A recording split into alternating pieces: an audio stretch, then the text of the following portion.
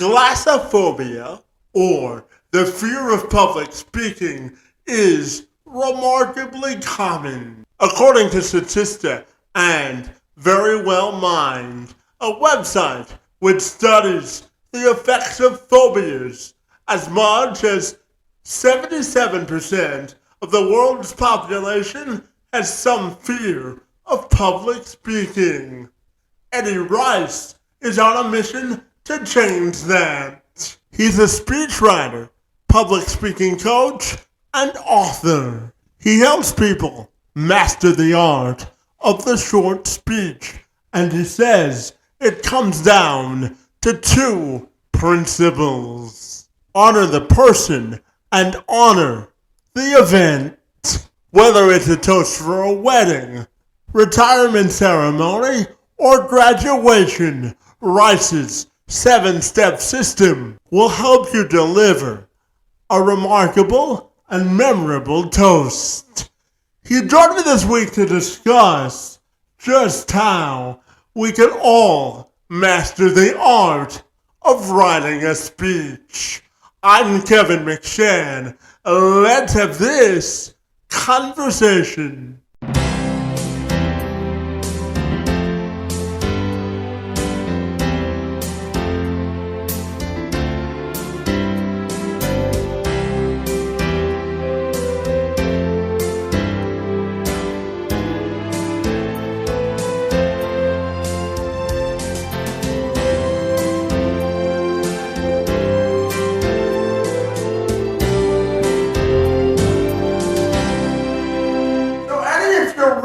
Take a moment to welcome you to the program, and I'm super excited to be with you this morning to talk all about writing great speeches. Great to see you this morning, and thank you so very much for being here.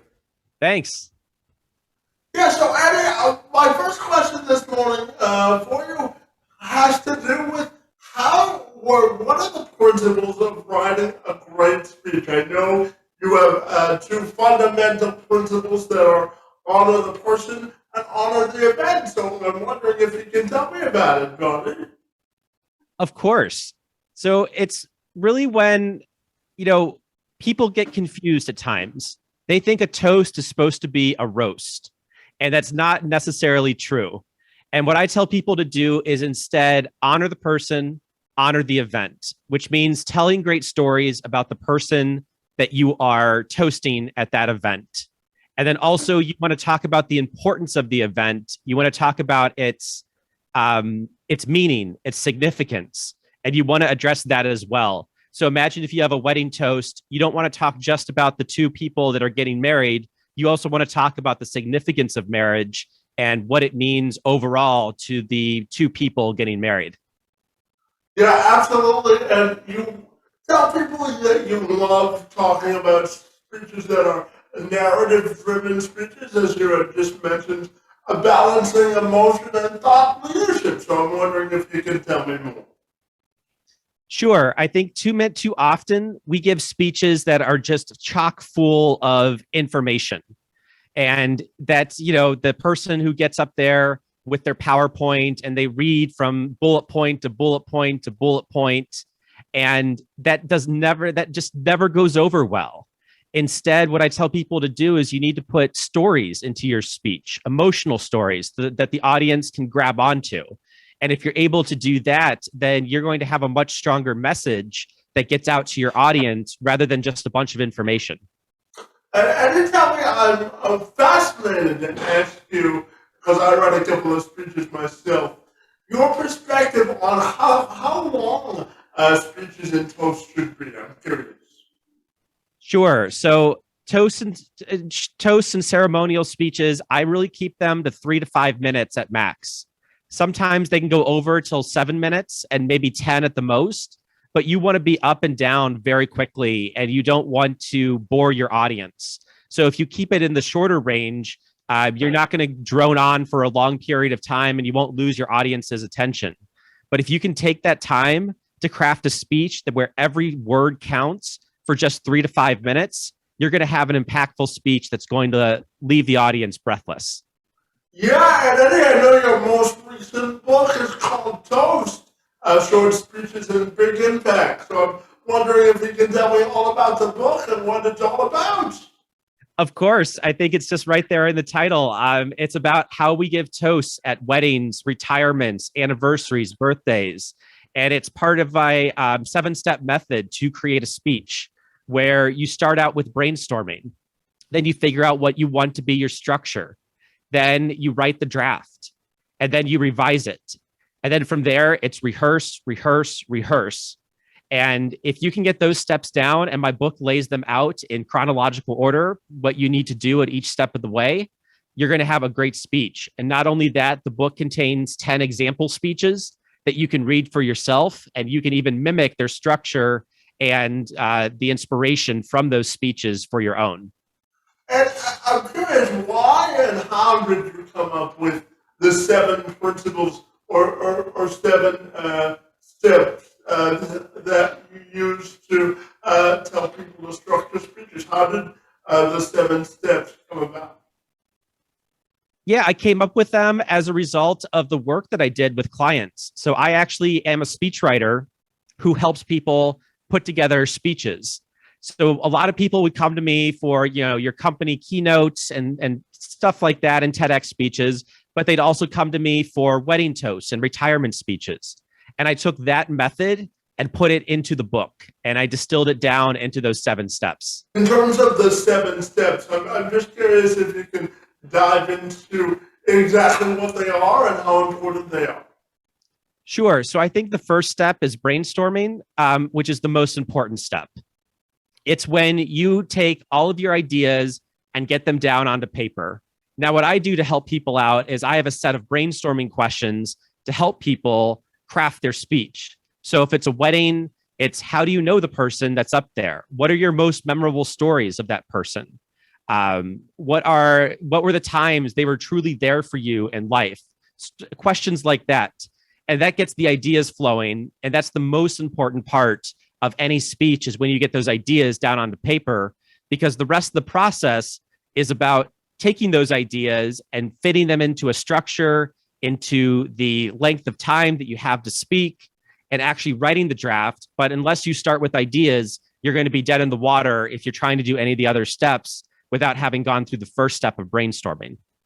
And tell me, what sort of characteristics make a great idea for a speech? I'm curious. Ooh, let's see here. It goes back to honoring the person. It goes back to telling great stories about somebody. So you want to find, when were the times that they made you laugh? When were the times that they came through for you? When were the times that they showed their true character in the best way possible? And I think those are really great starting points for any toast that you want to give. Absolutely. And then, yeah, I'm curious to ask you, what are some best practices you share with people about calming their nerves before they give a speech? I love to tell people first, it comes down to rehearsal. So if you rehearse your speech enough ahead of time, you're going to be so much more confident when you give your speech. But then second, I also tell people to do deep breathing, where you breathe in for 3 seconds, you hold it for 3 seconds, and then you breathe out for 3 seconds. Then you do it again, adding a count each time to that. So 4 seconds, 5 seconds, 6 seconds. And that's going to get your heart rate and breathing rate down. And it's going to put you into a much more calm and relaxed state when you give your speech. Yeah, 100% there, buddy. And I know that you had some stories that you share with people about your own failures and successes. So I'm wondering if you could share a couple of those with me and how they shaped you into the person you are today. Yeah, it goes back to my time in Toastmasters. So for those of you out there who are listening who might not know about Toastmasters, it's a worldwide public speaking and leadership organization that meets weekly, that groups get together and they work on their public speaking skills. And one of the cool things about Toastmasters is they have competitions that you can enter. Well, I entered the Humorous speech competition, and I gave it at the first level, which was my club level. And I did really well on my first night. I was just killing it. Every single line landed. It was just perfect. And I had everyone laughing, and it was just wonderful. But then the second night came where I moved up a level, and I was in front of a room of strangers. Everyone had on their best clothes. You could smell the mix of cologne and perfume in the air. It felt a little bit like church. So I get up there, I give my speech. First story, absolute silence from the audience. Second story, just a little bit of tepid laughter. And I thought to myself, oh man, I am bombing. And my mind was just reeling. So I get to the end of the speech, I get a polite applause from the audience, and I sit down just deflated and defeated because I knew that it just hadn't gone over the way it was supposed to. Luckily, my mentor was there, Mike, and he said to me, look, Eddie, it's painful, but it's worth it. And I really took those lessons to heart. And I said, you know what? He's 100% right. I'm going to keep getting up there on stage, and I'm going to keep trying to speak in public. And I'm going to keep on doing this and not let this one moment ruin it for me, or let it tell the negative story in my mind of, that I can't do public speaking. So I didn't let that one moment do anything to my psyche. I just kept getting back up there, doing more public speaking, doing more speeches, and getting out there to help other people write their speeches really well so they wouldn't go through the same things that I did. Yeah, it's like riding a bike. The more you do it, the better you get at it, right? Right. Absolutely. And tell me, I'm curious to ask you, why do you think so many people have a fear of public speaking, buddy? And how do we overcome that and build confidence when we give a speech? Part of it comes through just not having enough opportunities to practice. So a lot of us don't really public speak too often in our own lives. It might come up at a wedding or a retirement ceremony, or an opportunity at work comes up for it. It's not something that we practice on a daily basis. And unlike, I guess, a professional sports athlete, they're practicing all of the time to make those catches, to make those baskets, to run those drills that they've done in practice over and over and over again. But when it comes to public speaking, we often don't get all of those opportunities and practice. So therefore, we are kind of scared when we go on stage because it's the first time that we've done something in a really long time. So that's why I recommend for people to try out Toastmasters, where you can get that practice in before you have a big presentation, before you have a big wedding. And if you can make yourself a great public speaker there, you'll have no problem getting up and giving a speech when the occasion calls for it. Yeah, and at that point, I'm wondering, how do you give a speech without sounding like a robot and losing interest in your audience? I'm curious. So what you want to do is, I think what happens when people become robotic is they're reading off of a script. And if all you're doing is reading off of a script or reading off of a PowerPoint, you're going to sound robotic when you're up there. So what I tell people to do is what's called scaffolded memorization. This is where you print out your speech word for word, and you give it enough to where you've internalized it. Then you print it off again, but only as an outline. And then you give your speech just from that outline, and you let yourself just mix in the buts, the thes, the ands. They don't have to be in the perfect place every single time. And then you give your speech again and again with less and less of an outline. And by that point, you've internalized it, and you can give it in your own style without having to just read the words off the page. Yeah, you sparked my interest to ask this question based off your last answer. So how do you give a speech with personality? I'm curious. You have to make sure that the content is personal to you. And so it can't just be straight information that you want to give to people. Instead, you want to go back to what I talked about earlier, where you want a strong narrative-driven speech with emotion, and that comes from your own personal stories that you tell yourself, because you know those stories. And if you can dig deep into your firsts, your failures, your flaws, those are what Craig Valentine calls your great stories that you can tell that people want to hear.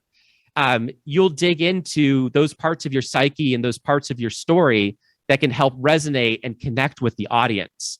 And when you're doing that, when you're connecting with the audience, you're going to have that emotional connection with them versus the speech that's just full of facts and figures.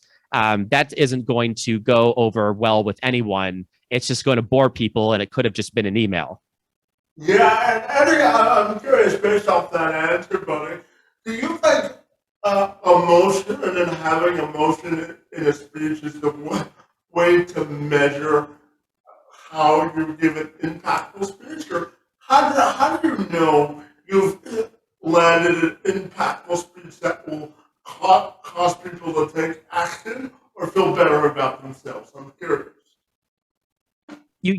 I think you hear it in the applause level. There's that kind of like, okay, he did a pretty good job applause level. And then there's the like really loud applause that you can get after a speech. And that I think is really important to listen to. But then, of course, you want to hear what the audience says after your speech. Are they coming up to you? Are they telling you, hey, your speech changed my life? I loved it. You look for that audience reaction. And that's how you can gauge whether your speech was successful. And then it just comes down to you and your own personal assessment of it. You know, how did you feel about it? Did you record it? Did you watch it again? And did you notice if the audience was with you at certain points or if you lost them? So those are all ways that you can judge the effectiveness of your speech. Yeah, and then my final question for you today has to do with your own personal and professional legacy, buddy, and how you may want that to be defined. Wow, that is a deep question, but I love it tremendously. I think if I can help people give the speech of their lives at those smallest moments and their biggest moments, I will have done a great job. If I can get one person to go up there and honor the person and honor the event with what they're talking about and giving the toast of their life, then I've made an impact. Yeah, absolutely. And finally, Eddie, tell me if people want to get connected with you, what's the best way they can do that, buddy? They can go to ricespeechwriting.com. That's RICE, speechwriting.com. And you can get it down. You can download the first chapter of my book, Toast, Short Speeches, Big Impact, which is out on Amazon now for pre-order. Fantastic. Well, Eddie, I had a delightful time talking to you about speech writing and giving speeches. Your work in the space and time on my behalf is most appreciated. And I want to thank you for being here this morning, buddy. Kevin, thank you so much for having me on. It was a pleasure.